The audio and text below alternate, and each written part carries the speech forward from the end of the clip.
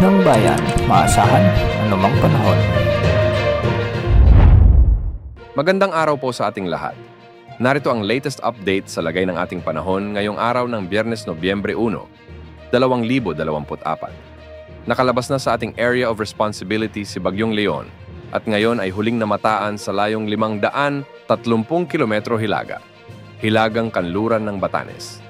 Humina na ito bilang severe tropical storm at ngayon ay taglay ang lakas ng hangin na umaabot sa 100 kilometro bawat oras at pagbugsong umaabot sa 100 at 40 kilometro bawat oras. Kumikilos na ito ng pahilaga sa bilis na 20 kilometro bawat oras. Sa mga susunod na oras at araw ay hihina pa ito habang binabaybay ang karagatan ng East China Sea hanggang sa tuluyang malusaw dahil sa unfavorable sea conditions na dadaanan nito.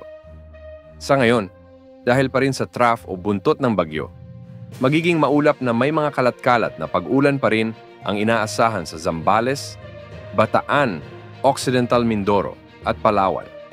Samantalang sa Metro Manila at nalalabing bahagi ng bansa ay magiging bahagyang maulap hanggang sa maulap din ang mga kalangitan na may mga isolated rain showers and thunderstorms. Sa mga susunod na araw ay posibleng may mamuong low-pressure area sa silangan ng Mindanao.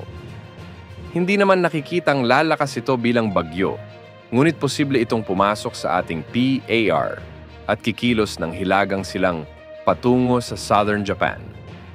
Yan ang update sa lagay ng panahon. Ito po ang weather update ng bayan. Maaasahan anumang panahon.